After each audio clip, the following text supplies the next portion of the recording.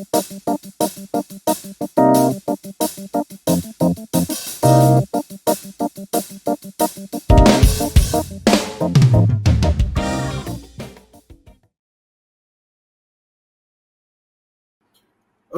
shalom Bapak Ibu, teman-teman dimanapun berada.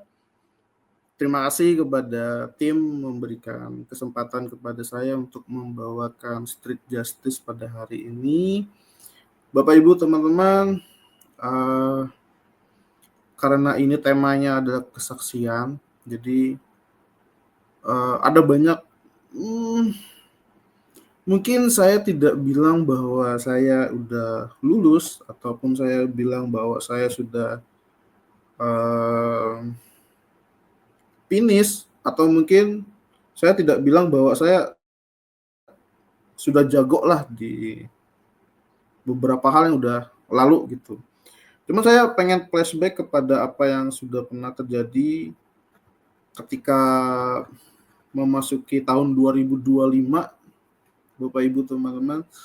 Ada rasa di dalam diri saya itu ketakutan. Saya takut ini bagaimana, itu bagaimana. Ada rasa apa ya? Kalau saya mau menggambarkan itu suasana mencekam, kalau bisa saya gambarkan gitu ya. Bagaimana ketika memasuki tahun 2025 tuh rasanya, wah nih bakal susah nih. Karena kita tahu kan di akhir-akhir 2024 bagaimana keadaan dunia, masuk ke 2025 bagaimana rasa-rasanya ini dengan situasi yang ada, dengan peristiwa yang ada, bahkan dengan pemberitaan-pemberitaan yang ada gitu ya. Kalau Bapak Ibu mengikuti berita di saluran televisi mungkin tidak terlalu se-ekstrim kalau Bapak Ibu mengikuti berita-berita yang ada di sosial media. Salah satu sosial media yang menurut saya paling up to date itu selain TikTok itu Instagram, Bapak Ibu ya. Jadi bagaimana pergerakan, bagaimana alur, bagaimana peristiwa demi peristiwa terjadi gitu ya. Rasa-rasanya ini nggak mungkin saya bisa sampai pada ini gitu ya. Rasa-rasanya gitu. Tapi sesuatu yang menurut saya wow amazing ya. Apa yang saya rasa itu rasanya memang berat menghadapinya. Gitu. Tetapi sampai pada titik ini saya rasa I'm still alive gitu ya. Saya masih hidup gitu. Tidak kekurangan sesuatu apapun. Sama seperti yang lain, saatnya makannya makan, saatnya minumnya minum, saatnya beristirahat ya beristirahat, saatnya healing ya healing gitu ya. Ada beberapa hal yang saya rasa perjalanan dari 2025 awal 1 Januari sampai kepada 19 September hari ini, Bapak Ibu. Yang saya alami ya. Yang saya percaya juga ini pasti dialami oleh semua anak-anak Tuhan. Tidak terkecuali. Ketika saya diminta untuk mengisi hari ini, jujur Bapak Ibu teman-teman, ada rasa masih bisa nggak ya? masih layak nggak ya? Masih boleh nggak ya Tuhan tuh bercerita dari saya gitu? Sampai kepada dimulainya tayangan ini gitu. Saya masih belum bisa percaya dan bahkan saya katakan seriously gitu. Karena dengan banyak hal yang terjadi Bapak Ibu teman-teman, kalau kita tahu bagaimana orang yang kecewa, bagaimana yang namanya orang ketakutan, bagaimana namanya orang yang cemas, itu pasti ada yang namanya mmm, apa itu, sebab akibat gitu ya. Karena kita cemas, kita takut, kita galau, kita nggak tahu mesti ngapain nih, kita akan mengakibatkan sesuatu yang tidak baik, sesuatu yang mungkin kacau atau kalau bahasa kerennya tuh chaos gitu ya. Wah, ini chaos nih gitu. Dan yang merasakannya bukan orang lain, tapi ya kita yang punya pribadi. Nah, Bapak Ibu kalau mengalami perkara ini juga saat ini gitu, ada beberapa hal yang saya alami gitu. Saya didiagnosis punya penyakit hipertensi, masih muda.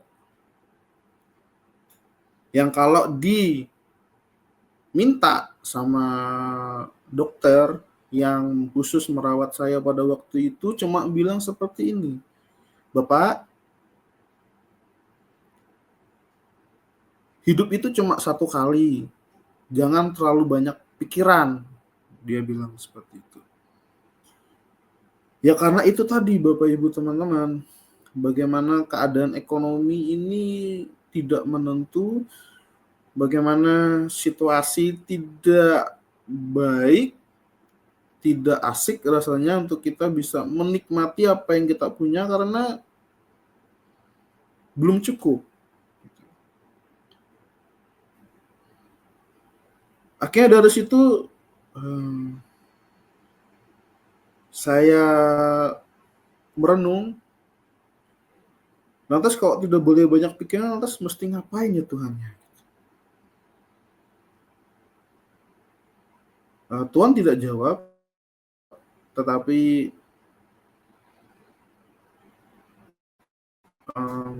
saya membuat sesuatu yang menurut saya bisa lakukan,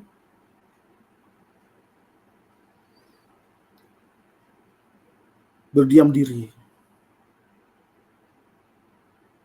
Jadi setiap kali saya mengalami sesuatu yang menurut saya ini di luar kemampuan saya, di luar apa pemikiran saya, di luar skill saya, di luar apa, misalkan saya cuma bisa ngangkut 10 kilo ini gitu ya. Tapi saya diperhadapkan harus mengangkut 50 kilo.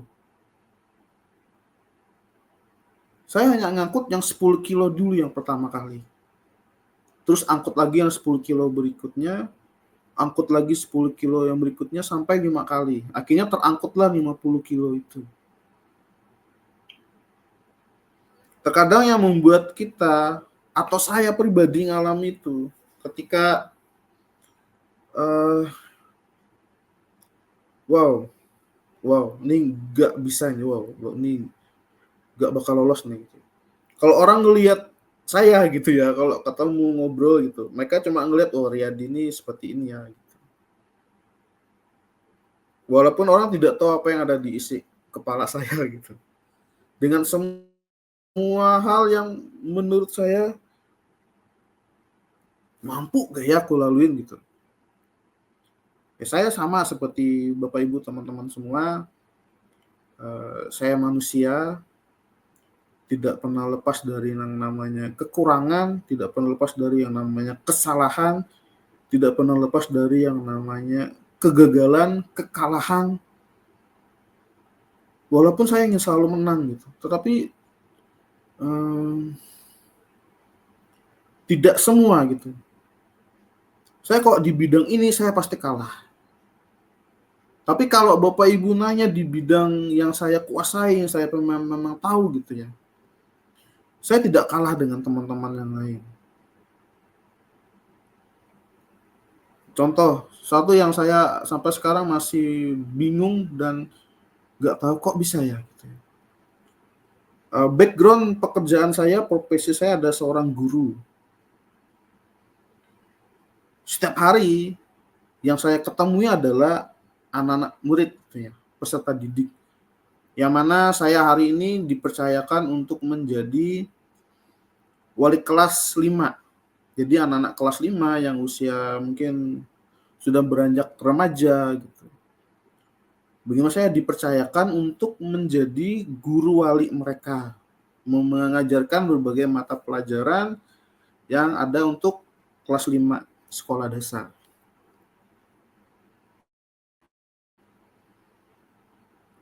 Kami menanamkan kepada anak murid kami yang namanya punya empati, perilaku baik, sopan santun, kami mendidik karakter mereka, kami mendidik bagaimana tata cara kalau ketemu orang yang dewasa, bagaimana tata cara mereka kalau bertemu dengan teman sebaya, bagaimana cara bermain yang benar, tidak menyakiti teman, seperti itu.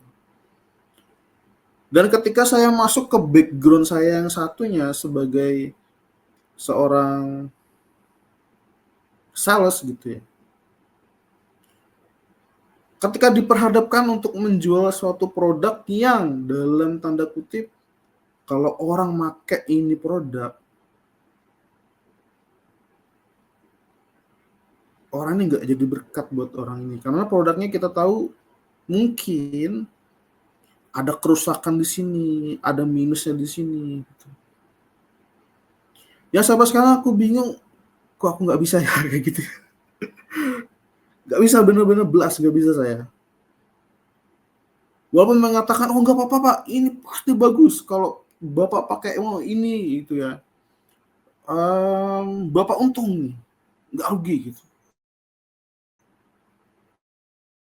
Saya cek, waduh, ini kalau misalkan orang ini beli, pasti orang ini akan kalah di sini ya. Dia pasti akan dia perbaiki ini ya pasti akan keluar uang nih. Ada rasa di dalam diri saya itu rasa tertuduh yang gimana gitu. Tapi saya perlu uangnya gitu.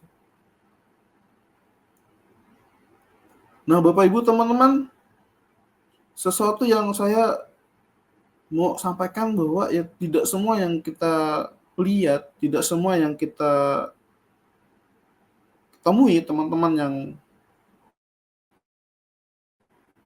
memang hebat jualan gitu. Tidak serta-merta barang yang dijual tuh juga perfect. Namanya juga barang ya. Tidak semua barang itu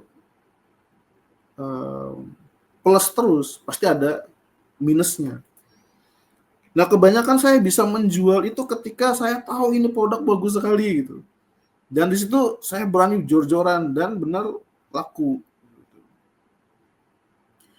Tapi barang yang memang saya tidak bisa handle, saya kasih ke yang punya barang biasanya.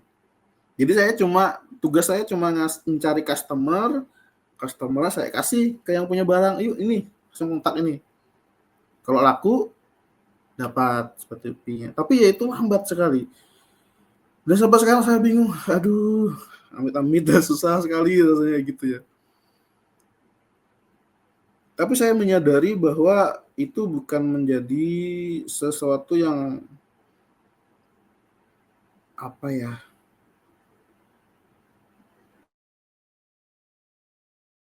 dia itu sebuah alasan saya tidak bisa bergerak. No, tidak. Cuman saya ingin menggambarkan saja peristiwa yang saya alami, Bapak Ibu ya.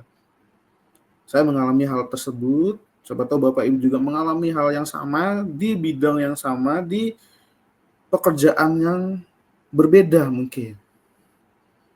Bapak Ibu ahli di bidang ini, tapi Bapak Ibu tidak ahli di bidang yang satunya. It's okay.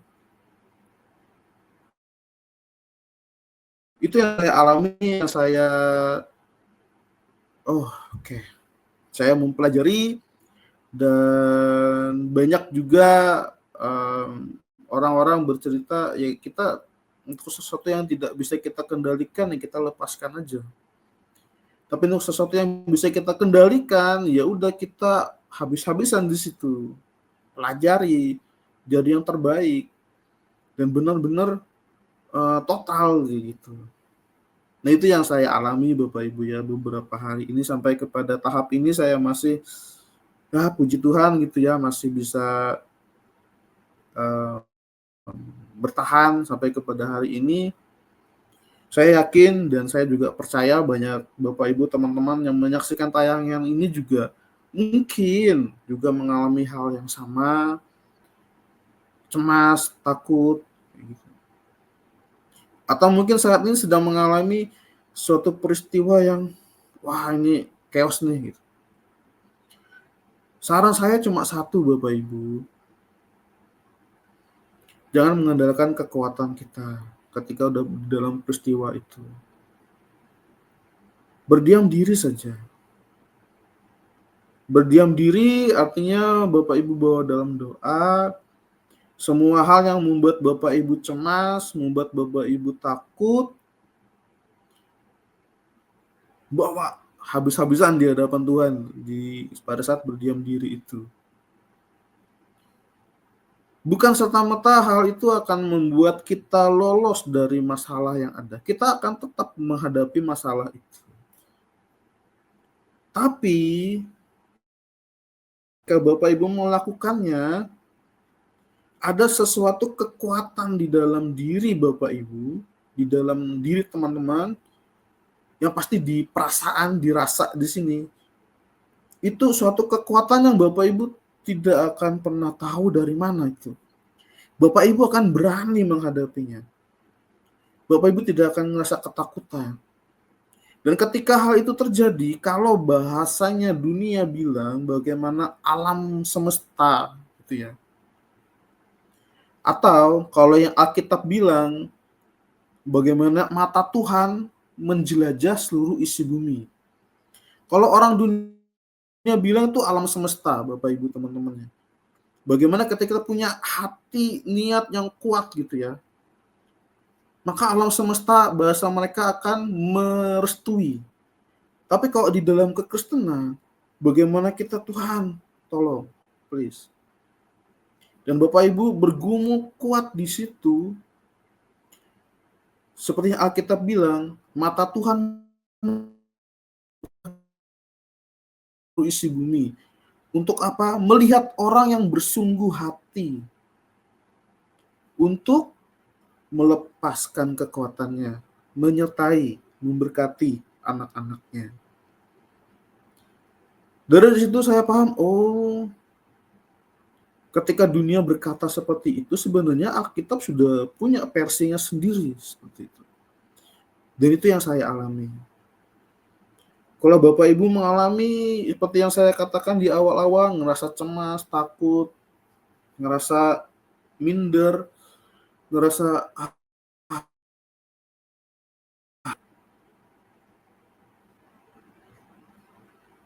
coba aja belajar melakukan hal yang mungkin tidak langsung saat itu Bapak Ibu bisa lolos.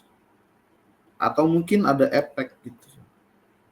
Dan karena setiap masalah yang saya tahu, yang saya alami juga, itu tidak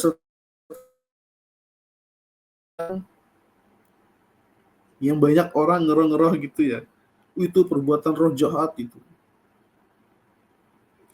Padahal juga yang pelakunya kita gitu. Yang lakukannya ya kita. Sampai terjadi seperti itu ya kitanya yang salah. Kebanyakan. Sebagai contoh ketika kami kemarin libur ke kota Banjarmasin dari Palangkaraya, jarak sampai ke pantainya sana itu kurang lebih 7 jam ya. Tapi kami kemarin tidak langsung ke sana, dari Palangkaraya kami menginap semalam di Banjarbaru ke pantainya lagi. Kami berkunjung ke suatu tempat yang ya seperti itulah gitu ya. Bagus, wah ini keren ya. Ternyata ya seperti itulah. Terus begitu pulang sampai di Palangkaraya ketemu lagi ngobrol itu loh. Kita tuh diganggu loh sama roh halus bahasa mereka kayak gitu. Itu loh kakinya apa tergores, ini berdarah, itu berdarah. Padahal kan kalau kita tahu yang namanya kita berwisata, ya pasti ada kejadian seperti itu. Lagi berjalan tiba-tiba nginjak beling, gara-gara roh halus gitu. Padahal kan oleh kitanya yang tidak awas, atau mungkin ya memang pada saat itu ya ada benda tajam di situ kita nggak tahu. Jadi bukan gara-gara roh halus atau roh jahat Bapak Ibu teman-teman. Kadang kebanyakan gara-gara kitanya sendiri yang mengakibatkan itu. Dan saya pelajari dalam beberapa kasus yang saya alami, oh ya pantaslah ngalamin kayak gini, ya udah nggak lagi deh. Kadang saya ketika mengalami satu masalah, saya belajar untuk mengevaluasi dan saya coba. Dan saya pasti biasanya bertanya ke Tuhan, kok kenapa bisa kayak gitu? Dan biasanya saya tidak akan mengulangi untuk yang kedua kali, Bapak Ibu. Dan kita harus bisa melihat segala sesuatu sudut pandang tidak selalu dalam cara yang ngeroh-ngeroh ya. Saya agak jujur kurang begitu setuju gitu ya. Ketika di dalam sebuah persekutuan doa mungkin, di dalam ibadah mungkin, tiba-tiba ngeroh-ngeroh gitu, ngelihat hantu lah, ngelihat ini, ngelihat itu lah. Karena yang harus kita lihat kan buahnya. Kalau orang tuh itu kenapa? Apa buahnya buat kita gitu? Apakah buah itu membuat kita makin percaya sama Tuhan, atau buahnya membuat kita semakin takut? Tiba-tiba kita ngelihat pohon sepi, wih ada hantu, takut gitu. Padahal ngakunya anak Tuhan. Nah mungkin banyak Bapak Ibu teman-teman di luar sana yang ngakunya Kristen dan ngalamin perkara ini, saya cuma mau bilang tobat aja lah gitu. Bahwa tidak semua hal yang kita alami itu ya gara-gara sesuatu yang tidak kita lihat. Tapi kebanyakan adalah gara-gara apa yang kita perbuat sendiri. Beberapa contoh yang saya alami seperti hari ini, jujur hari ini gitu ya. Saya ngalamin malamnya saya ngantar laundry, saya konfirm ke istri apakah sudah ngambil laundry, sudah, tidak ada katanya, sudah diambil semua. Oke, sudah aman, saya antar, saya balik, saya tidak lagi ngecek. Benar nggak sih ada yang belum diambil? Dan tahu Bapak Ibu teman-teman, kejadian hari ini pagi ini tidak ada baju anak saya untuk ke sekolah. Wah, kacau. Apakah itu gara-gara roh halus, roh jahat yang buat saya lupa? Tidak, saya yang teledor. Dan dari situ saya bilang, aku nggak mau lagi deh kayak gini. Next, kalau memang ini aku harus benar-benar ngecek lagi gitu. Karena memang posisi lagi benar-benar capek ya Bapak Ibu ya. Karena saya di sekolah, di tempat saya ngajar, saya itu rangkap jabatan. Jadi Bapak Ibu teman-teman, kalau hari ini lagi hits-hitsnya nih, membahas tentang guru gajinya kecil. Lagi hits kan itu. Dan dari situ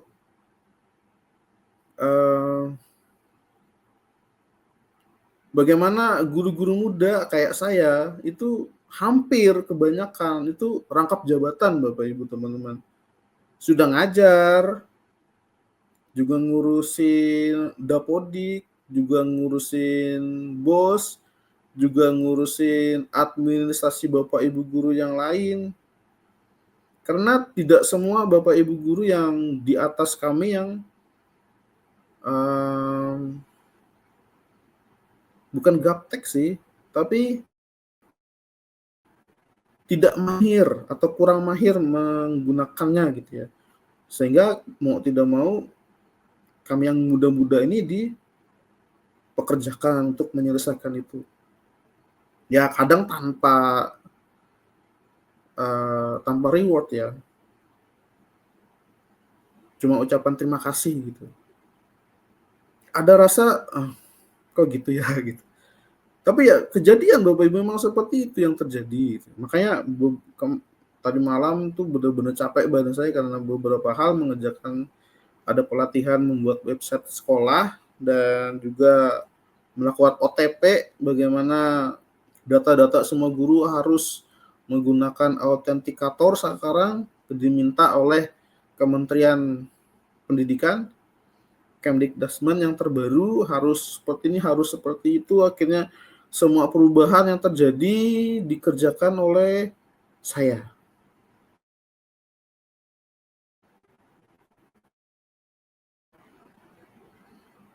Dan kalau banyak komen di TikTok mungkin sering ketika ngebahas tentang topik guru, wah jadi guru itu besar kok ini bla bla bla bla. Bagaimana rasanya kalau mengerjakan sesuatu tanpa imbalan? Dan kita ngerjakannya jungkir balik itu. Capek.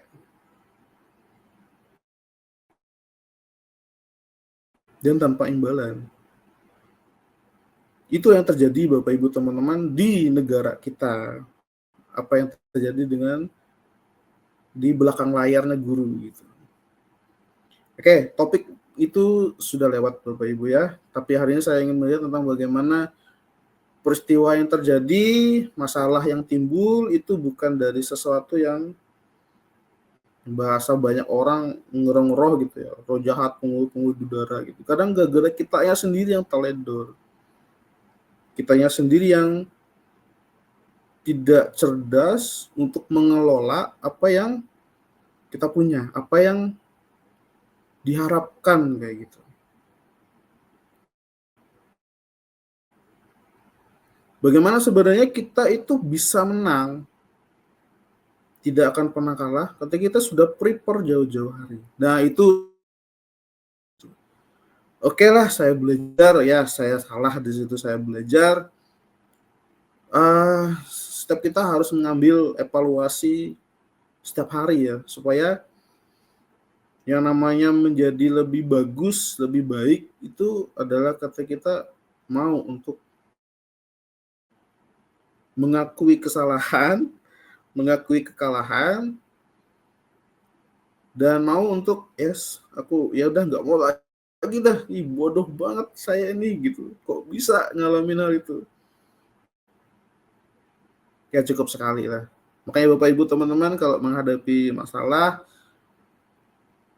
cukup berdiam diri, evaluasi salahnya di mana, perbaiki, jangan pernah cepat puas dan jangan pernah menyerah. Apalagi ngeliat situasi yang chaos, ini kacau banget ini rasanya. Jangan pernah mengalami berkata seperti itu karena itu akan mematahkan. Yang perlu kita tahu bahwa oke, saya salah. Kasih waktu saya perbaiki. Dan ketika kita memperbaikinya, ya benar-benar kita lakukan gitu. Karena saya percaya yang namanya pengetahuan, yang namanya ilmu, wawasan, yang namanya pengalaman, itu tidak ada yang didapatkan dari orang lain. Kan ketika kita mengalami sendiri, Bapak Ibu teman-teman. Nah itu yang saya alami saat ini Bapak Ibu teman-teman.